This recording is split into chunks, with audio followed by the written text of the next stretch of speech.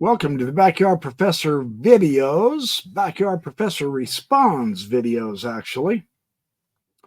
Jacob Hansen had a wonderful guest on who he wrote a book for challenging the critics and their responses to some of the faith-promoting materials that members of the Church of Jesus Christ of Latter-day Saints present in a spirit of truth and justice and the American way. No, I'm kidding about the American way.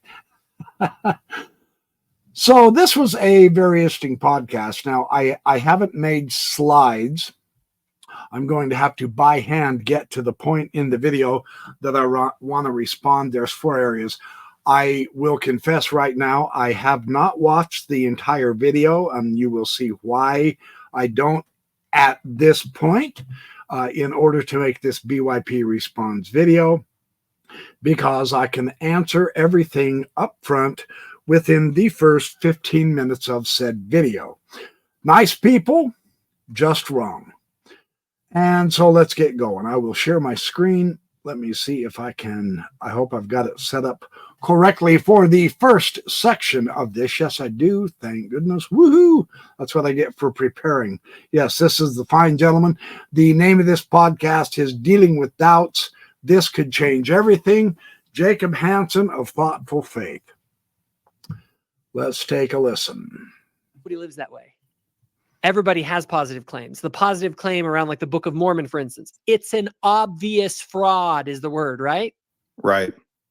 That's not I just don't know if it's true. That is no, I'm making the positive claim, not only that it's a fraud, but that it's so obvious, anyone who believes in it is stupid. Right. Okay, now I just want to make it crystal clear that I'm not the one that said that. Jacob is. Okay? So his argument is that the critics have the easy job. All they have to do is say, nope, don't believe you, etc. And yet, because the Book of Mormon's an obvious fraud. Now, I will be one critic who steps into the muck here, and I will fall into his trap. It is an obvious fraud. Do I have the evidence? Unfortunately, yes, I really do. True story. So that's what I want to talk about. And of course, I'm going to go straight to the only answer that anyone ever needs to bring up anytime any Mormon or member of the Church of Jesus Christ of Latter-day Saints presents their case in the favor of the Book of Mormon. And of course, we go to the anachronisms. Here's how it works. Say we find an authentic lost letter of General George Washington, and it was during the war, and he wrote part of the most important instructions for his troops in Morse code. And we would know immediately that this letter is a fraud because of that anachronism. We know the Morse code was not invented until the early 1830s by Samuel Morse and Alfred Vail. There is no way historically George Washington could have written in Morse code. It did not exist. That one anachronism 100% refutes the authenticity of that letter as being historically from George Washington. Someone is pulling the wool over your eyes. Now, here's the remarkable thing about this situation. You could find 50 items of authentication. Let's say the letter is 119 pages. It went into exquisite details. And you could find 50 genuine, authentic items, but what you don't get to do is say, but the authentic items are 50-1 to the one anachronism, and therefore they overwhelm it, and they prove this letter is more authentic than not. That's what you can't do. That one singular anachronism 100% destroys the authenticity of said letter of George Washington. Now, a very ardent George Washington, enthusiastic apologist, could actually sift through this letter and find another 50 authenticating items that there's no way anybody in the world could possibly know. And therefore, it's 100 to 1. So we are getting closer to authenticity. No. You could add 200 more items, and that one anachronism demonstrates without question 100% fake. That's how anachronisms work. The Book of Mormon, and this is on both sides of this argument, both from the Mormon scholars as well as the non-Mormon scholars, it is recognized that there are dozens of anachronisms in the Book of Mormon. All we need is one. With dozens of anachronisms, we can say without hesitation, 100% fraud. Now, the interesting thing is it was earlier claimed that it used to be over 200 anachronisms. And through the course of time, through scholarly research and endeavor, through learning ancient languages, through finding archaeological materials, we have whittled that down to a mere 24 anachronisms, or 34, whatever the number is irrelevant. As long as there is one anachronism, the book is 100% not the ancient history that the church claims it is.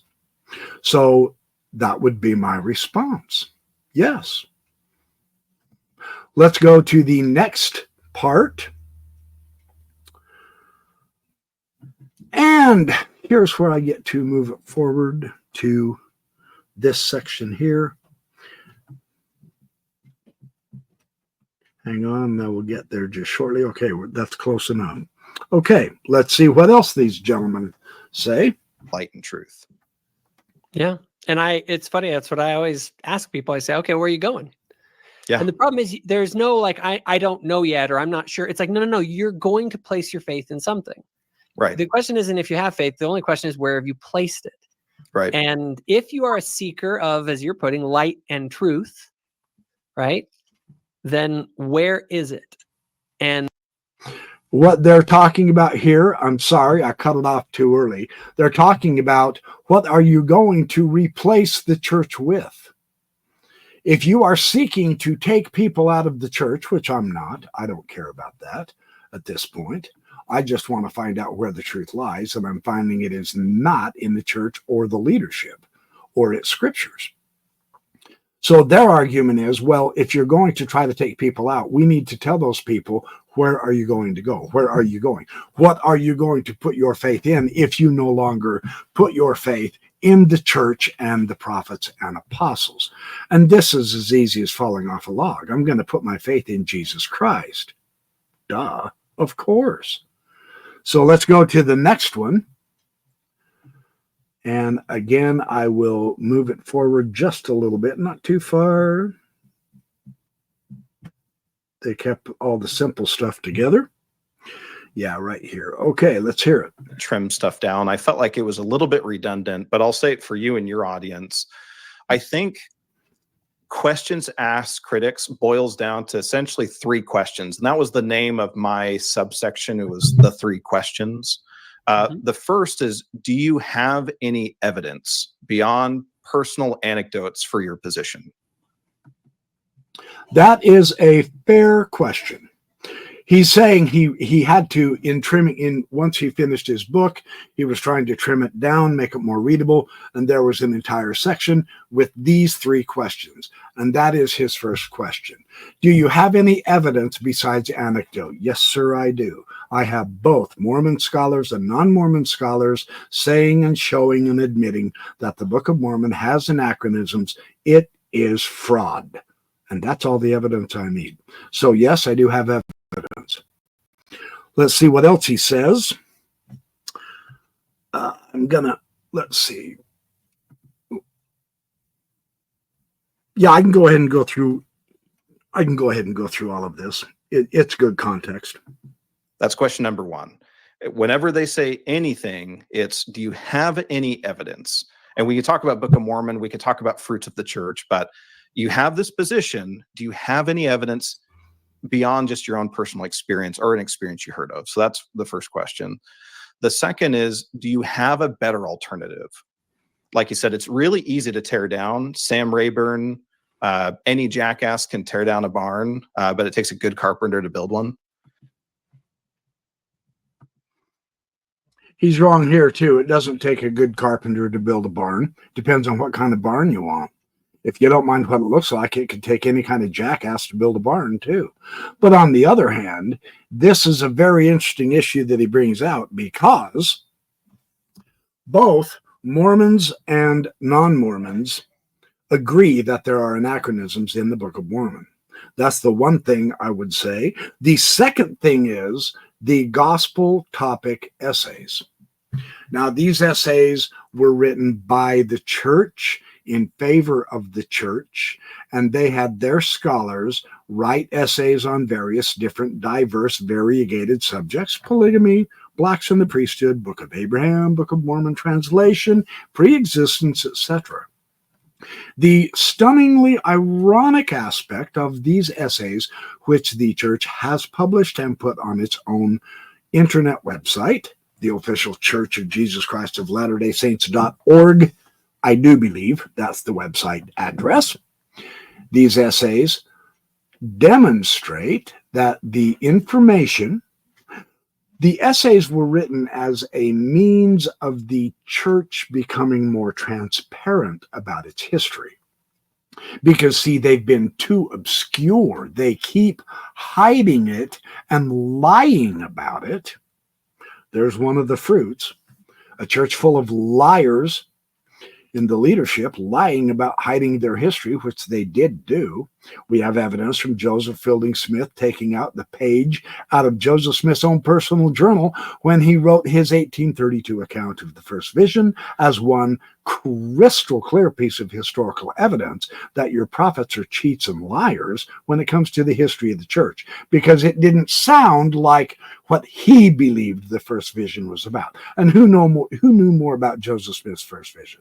Joseph Smith or Joseph Fielding Smith, the official church historian, mind you. But the interesting thing about these essays, in coming clean with the information on all of these various topics, is that it now was saying and giving out information on various different topics that the critics have been saying for the last 150 years, and for which the church has been excommunicating the critics for teaching this anti-Mormon lies type of history about Joseph Smith, about the Book of Mormon, about the papyri in the Book of Abraham, about Brigham Young and Adam God, or blood atonement, or blacks in the priesthood. You name it. Every one of these church essays used to be anti-Mormon literature.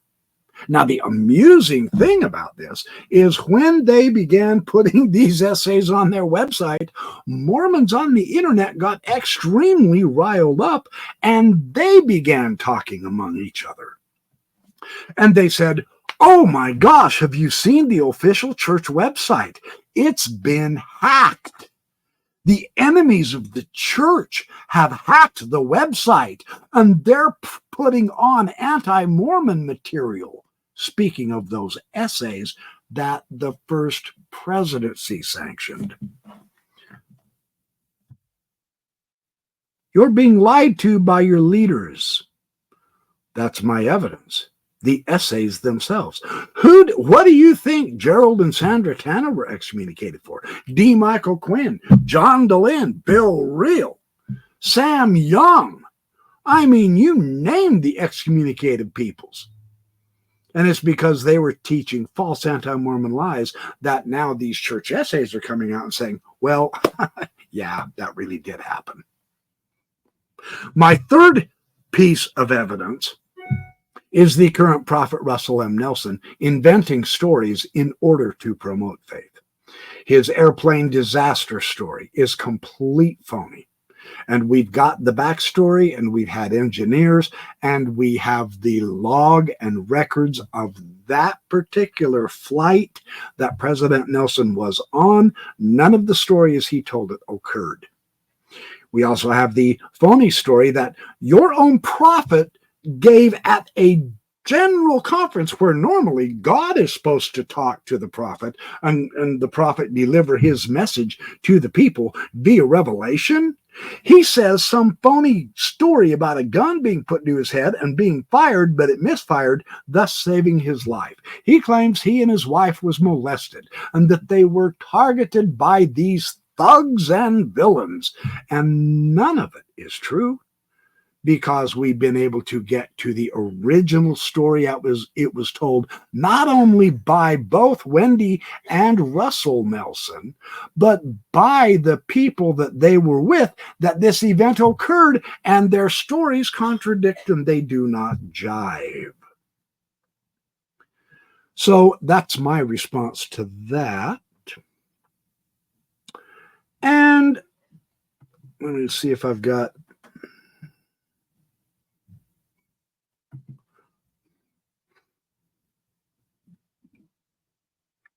Yes. Oh, yeah. I'm one behind. I apologize. The better alternative is, of course, get rid of the middleman. We don't need a church between the God who was crucified for us to forgive us of our sins and our heavenly reward. The church, none of the church leaders, nor the church, nor any of those temples were crucified for our sins. Jesus the Christ is the only alternative. Again, this is like falling off a log. It's very simple to answer these kind of silly things. And finally, let me bump it up to where, it's close enough. We'll just keep right on going. Yep. So it's really easy to tear down. But do you have a better alternative?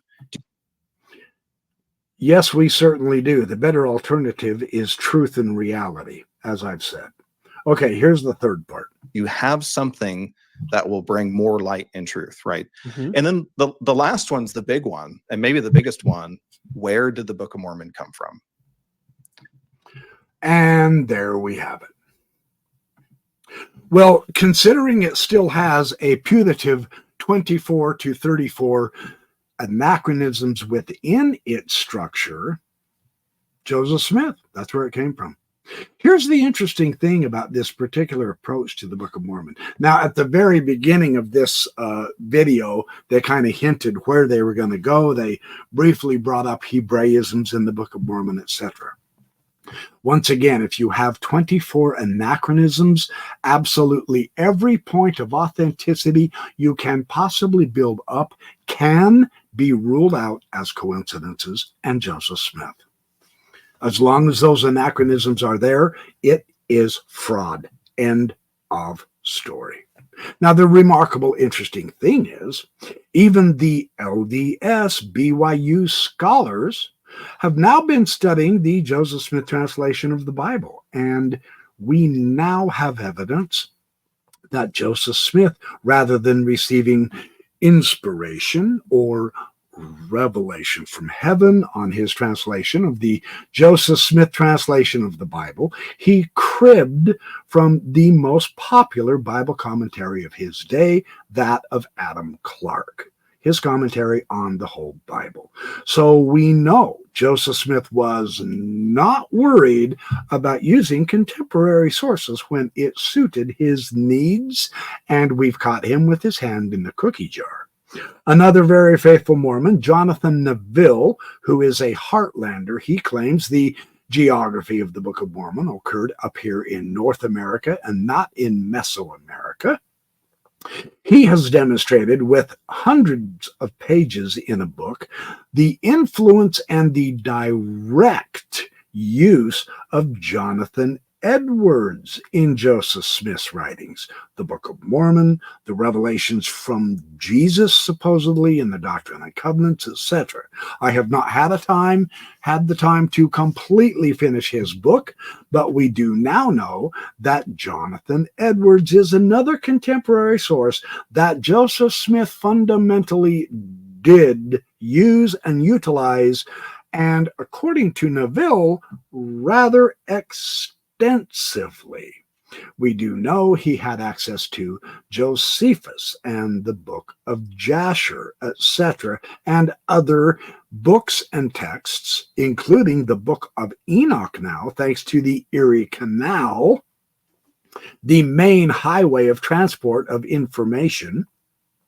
We know he had access to materials for his Book of Abraham. And of course, the main portion of his Book of Abraham is simply taking the Genesis material and popping it in there. And we know Genesis could not possibly have been back in Abraham's day in the 1800 BC, because the book of Genesis itself was not written nor compiled into the Old Testament until about 600 to 500 BC. So there's also that issue with his Book of Abraham, one among many of that remarkably fascinating subject.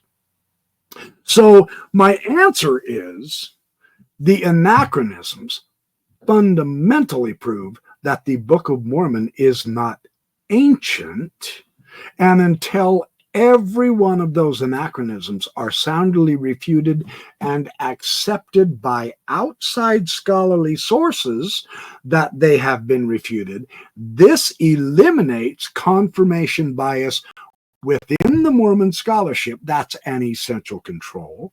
Until that day arrives, we are entirely 100% justified in saying, where did it come from? From Joseph Smith. So thanks for watching My Backyard Professor Responds. Like we've tried to encourage the Mormon enthusiasts and scholars and YouTubers, sincerely, the day has arrived where, without any question whatsoever, you've got to do better.